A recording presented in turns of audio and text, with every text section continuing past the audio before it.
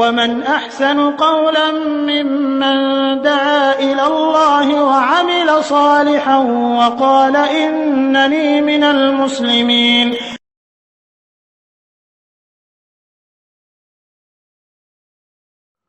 আসসালামু আলাইকুম রহমতুল্লাহি ওয়া বারাকাতুহু। মালয়েশিয়া থেকে এক ভাই প্রশ্ন করেছেন, তার নাম ইউনুস, তার ইউনুস নামের অর্থ কি?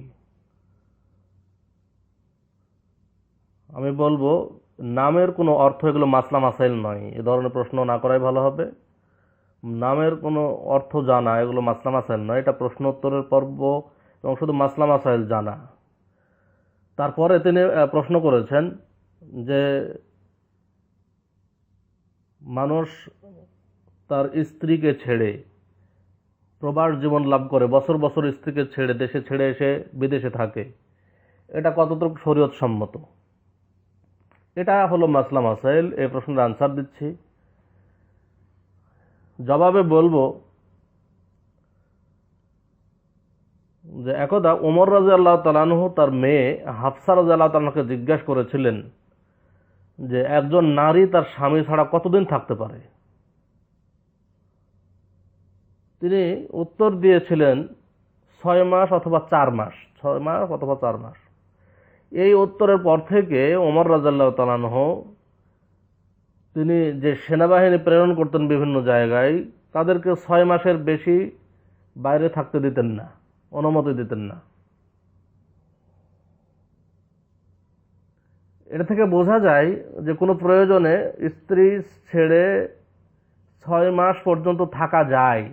এর চেয়ে বেশি যদি থাকতে হয়, এখন মানুষ তো যখন দেখা যাচ্ছে যে স্ত্রীকে ছেড়ে বছর বছর, 2 বছর 3 বছর থাকছে, যদি 6 মাসের বেশি থাকতে হয় তাহলে অবশ্যই স্ত্রীর অনুমতি লাগবে, এবং 6 মাসের কমেও বলবো যে স্ত্রীর অনুমতি দরকার আছে। এখন দেখা যাচ্ছে যে এমন কোনো নারী যদি হয় যে সে 6 মাস তার স্বামীকে ছাড়া সে ওয়েট করতে পারবে না, অপেক্ষা করতে পারবে না, তাহলে অবশ্যই তাকে থাকতে হবে, বাড়িতে থাকতে হবে। আর 6 মাসের বেশি থাকতে গেলে অবশ্যই অনুমতি নিতে হবে।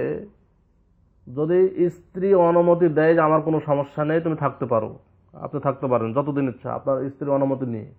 আর যদি স্ত্রীর অনুমতি না থাকে, আপনি থাকতে পারবেন না, আপনি দেশে চলে যাবেন বা দেশ থেকে আপনার স্ত্রীকে নিয়ে আসবেন। কিন্তু স্ত্রীকে ছাড়া, তার অনুমতি ছাড়া আপনি থাকতে পারবেন না দেশের বাইরে, এটা ঠিক নয়। কারণ রাসূলুল্লাহ সাল্লাল্লাহু আলাইহি ওয়াসাল্লাম বলছেন, তোমাদের ওপর তোমাদের নফসের হক আছে, তোমাদের স্ত্রীর হক আছে, তোমরা সবার হক আদায় করবে। স্ত্রীর হক রয়েছে, আপনি শুধু টাকা পয়সা দিলেন আর হক আদায় হয়ে গেল তা নয়, স্ত্রীর হক রয়েছে।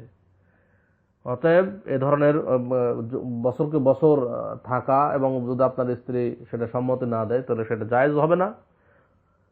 হয় আপনার স্ত্রীকে নিয়ে আসতে হবে, নাহলে আপনাকে ফিরে যেতে হবে দেশে। আশা করি প্রশ্ন বুঝতে পেরেছেন।